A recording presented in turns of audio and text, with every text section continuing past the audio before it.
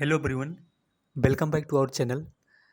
आप सभी को बीएससी नर्सिंग काउंसलिंग का जो फर्स्ट राउंड की काउंसलिंग हुई थी उसका रिजल्ट 30 तारीख को आ गया था रात के 11 बजे।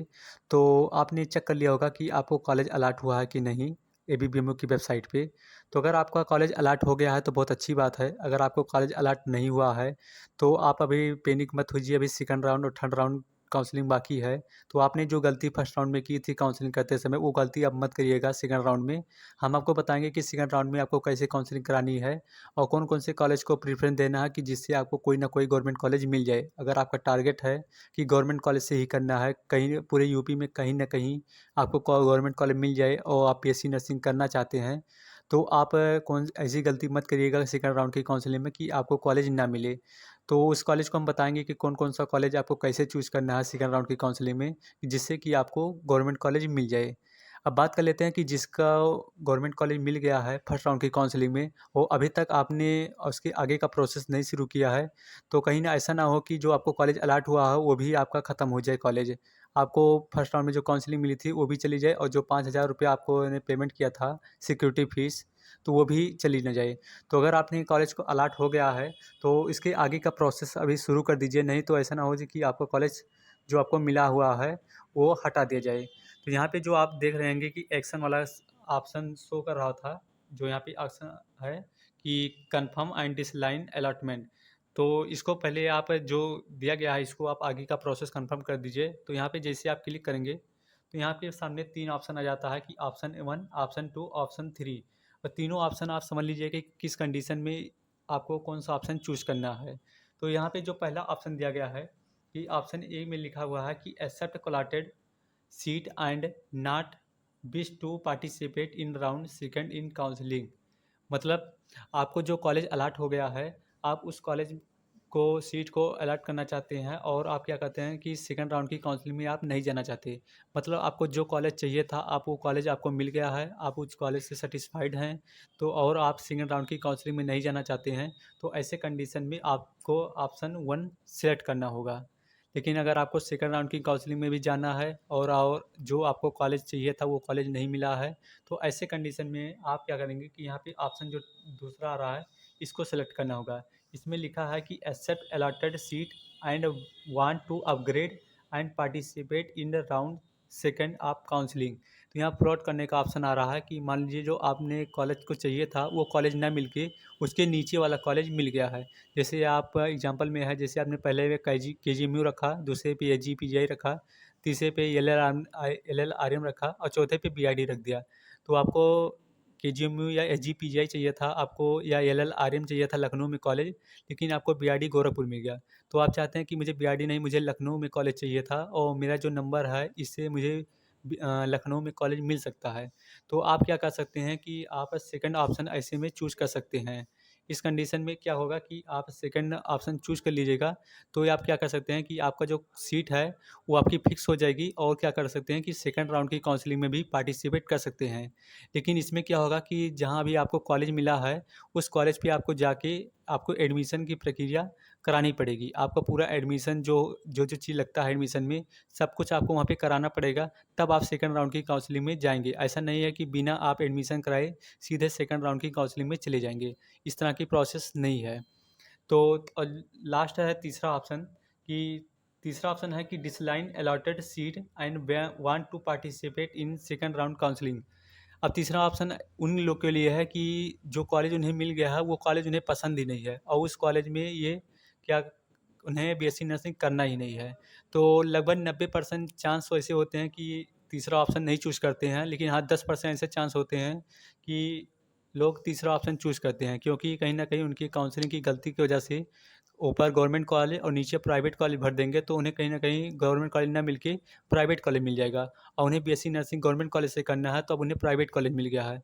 तो ऐसे कंडीशन में अब ये क्या कर सकते हैं कि या तो ये डिसलाइन कर दें और सीधे सेकंड राउंड की काउंसलिंग में जाएँ। लेकिन यहाँ पे एक चीज़ ध्यान रखिएगा कि अगर आप तीसरा ऑप्शन चूज़ करते हैं, तो जो आपका 5,000 रुपया लगा है सिक्योरिटी फ़ीस, वो आपको नहीं दी जाएगी। क्योंकि वहाँ पे सीधे-सीधे लिखा गया था 5,000 रुपया वापस करने का कंडीशन भी साफ-साफ लिखा था। पहला कंडीशन ये था कि आपको अगर कोई कॉलेज अलॉट हो जाता है और आप उसमें एडमिशन ले लेते हैं, तो आपको 5,000 रुपया वापस कर दिया जाएगा। और दूसरा कंडीशन ये था कि आपको कोई भी कॉलेज अलॉट नहीं होता है तो उस कंडीशन में आपको 5,000 रुपया वापस कर दिया जाएगा। लेकिन तीसरा कंडीशन ये था कि आपको कोई कॉलेज अलॉट हो जाता है और आप एडमिशन नहीं लेते हैं उस कॉलेज पे, तो उस कंडीशन में आपको 5,000 रुपया वापस नहीं किया जाएगा। तो यहाँ तीसरा ऑप्शन जो है वो सेम उसी पे लागू होता है कि आपको कॉलेज अलॉट हो गया है, अब उस कॉलेज में आप एडमिशन नहीं लेना चाहते हैं, उसे आप डिसलाइन करना चाहते हैं और फिर से सेकंड राउंड की काउंसलिंग में आप पार्टिसिपेट करना चाहते हैं। तो इस कंडीशन में आपको 5,000 रुपया वापस नहीं किया जाएगा। इसलिए मैं यहाँ पे साफ-साफ बता दे रहा हूँ कि आपको तीनों में से कौन-सा ऑप्शन चूज़ करना है, ये आप डिसाइड कर लीजिएगा। कि जो आपको कॉलेज मिला है, उससे आप संतुष्ट हैं, तो पहला ऑप्शन चूज़ कर लीजिए और अगर आपको उस कॉलेज से संतुष्ट नहीं है, सेकंड राउंड की काउंसलिंग में जाना चाहते हैं, तो दूसरा ऑप्शन चूज़ करिए। और अगर आपको कॉलेज वो पसंद ही नहीं, उस कॉलेज से आपको बीएससी नर्सिंग करना ही नहीं है, तो तीसरा ऑप्शन चूज़ करके आप सेकंड राउंड की काउंसलिंग में पार्टिसिपेट कर सकते हैं।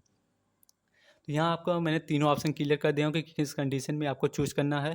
तो अभी देरी मत करिए इस ऑप्शन को चूज़ करने में, जल्द से जल्द तीनों में से कोई एक ऑप्शन चूज़ करके जस्ट उसी के नीचे 40,000 रुपया आप पेमेंट कर दीजिए। कहीं ऐसा ना हो जो आपको कॉलेज अलॉट हुआ हो, वो भी ख़त्म हो जाए, वो आपको कॉलेज ना मिले। क्योंकि ये ज़्यादा समय नहीं देते हैं तीनों ऑप्शन चूज़ करने में, क्योंकि इन्हें सीट कन्फर्म भी करनी रहती है और सेकंड राउंड काउंसलिंग के लिए सीट मैट्रिक्स भी जारी करनी रहती है। तो आप जल्द से जल्द यहाँ पे तीनों ऑप्शन चूज़ करके और 40,000 जो रुपया पेमेंट लग रहा है, उसको आप पेमेंट कर दीजिए। अब यहाँ पे जो 40,000 रुपया आप पेमेंट करेंगे, वो काफ़ी बड़ी रकम है, तो मैं आपको यही एडवाइस करूँगा कि आप कभी भी यूपीआई से पेमेंट मत करिएगा 40,000 रुपया, क्योंकि यूपीआई से करेंगे तो नेटवर्क प्रॉब्लम की वजह से आपका पेमेंट जो होता है फेल्ड भी हो सकता है। या हो सकता है कि आपका पेमेंट पैसा कट जाए और एबीबीएमओ के पास ना पहुँचे। तो काफ़ी बड़ी रकम है, तो इसके लिए रिस्क मत लीजिएगा कि आप किसी दुकान पे साइबर वाले या जहाँ पे ऑनलाइन की सुविधा उपलब्ध होती है, वहाँ पे वो क्रेडिट कार्ड या डेबिट कार्ड से आपका 40,000 रुपया पेमेंट कर देंगे। इससे क्या होगा कि आपका फेल्ड होने के चांस बहुत कम रहते हैं। तो अभी तक और इसका जो 40,000 रुपया आप पेमेंट कराएँगे, इसका रसीद आप ज़रूर निकलवा लीजिएगा, क्योंकि एडमिशन के टाइम ये आपसे ज़रूर माँगा जाएगा। तो इसके नेक्स्ट वीडियो में हम आपको बता देंगे कि कौन-कौन सा डॉक्यूमेंट लेके जाना है, और सबसे पहले आप रसीद वाला काम बिल्कुल आप अपने मोबाइल में सेव करके रखिएगा, चाहे 40,000 रुपया वाला हो, चाहे 5500 रुपया जो अभी पेमेंट किए हैं उसका रसीद हो। फिर उसके बाद आपका 2,000 रुपया फिर लगेगा जब आप एडमिशन कराने जाएँगे, वहाँ 2,000 एडमिशन फीस लगता है, तो उसका भी रसीद आपके पास होनी चाहिए। तो इस वीडियो में बस यही बताना था कि आप अगर अभी तक इन ऑप्शन को नहीं चूज़ किए हैं, तो उसे चूज़ ज़रूर कर लीजिएगा। कहीं न ऐसा ना हो कि आपके जो कॉलेज मिला है, वो भी चली जाए। तो इस समय जितने जल्दी आप काउंसलिंग के एडमिशन का प्रोसेस शुरू कर देंगे, उतने ही अच्छा है, क्योंकि बारिश का मौसम है। ऐसा नहीं है कि आप एक दिन कॉलेज गए और आपका एडमिशन हो जाएगा। किसी वजह से आपका एडमिशन रुक भी सकता है, कोई डॉक्यूमेंट हो सकता है ना बना हो, या मेडिकल सर्टिफ़िकेट बनाने में टाइम लग जाए। तो इस वजह से भी आपका टाइम लग सकता है एडमिशन में। तो बारिश का मौसम भी है, ज़रूरी नहीं है कि आपका एक दिन में एडमिशन हो जाएगा। तो अभी टाइम ज़्यादा मत लीजिए, आज या कल में इस ऑप्शन को चूज़ करके और कॉलेज में आप एडमिशन करा लीजिए। अगर आप मेडिकल फिटनेस सर्टिफिकेट जो है आपको कॉलेज से ही बनवाना है, आपको बाहर कहीं से बनवा के आपको एडमिशन नहीं मिलेगा। जब आप कॉलेज में जाएँगे तो आप खुद कॉलेज वाले मेडिकल फिटनेस सर्टिफिकेट आप बनवाएँगे खुद के हॉस्पिटल से ही। तो अगर आप मेडिकल कॉलेज फि सर्टिफिकेट बनवाने जाएँगे तो सबसे पहले मैं बता दे रहा हूँ कि आप सबसे पहले ब्लड जाँच करा लीजिएगा। तो क्योंकि ब्लड जाँच करने में रिपोर्ट में आने में टाइम लगती है। ब्लड जाँच ज़रूर जब करवा लेंगे, बाकी और सब जाँच कराते रहिएगा। जब सभी जाँचें हो जाएँगे तब तक ब्लड वाला रिपोर्ट आ जाएगा। इससे क्या होगा कि आपकी जो एडमिशन प्रोसेस है, वो ज़्यादा डिले ना होके बहुत जल्दी आपके एडमिशन हो जाएगा। तो इस वीडियो में बस यही बताना था, बाकी अगर आपका कोई भी डाउट रहता है तो डिस्क्रिप्शन में टेलीग्राम और इंस्टाग्राम का लिंक दे रहे हैं। तो अगर कोई भी डाउट रहता है तो आप पर्सनली मैसेज करके पूछ सकते हैं। बाकी जिसका काउंसलिंग सेकंड राउंड की काउंसलिंग में पार्टिसिपेट करना है, जिसको कॉलेज अलॉट नहीं हुआ है, उसके लिए तो हम नेक्स्ट वीडियो में बताएँगे कि कौन-कौन से कॉलेज को चूज़ करना है। तो मिलेंगे नेक्स्ट वीडियो में। Thank you for watching this video.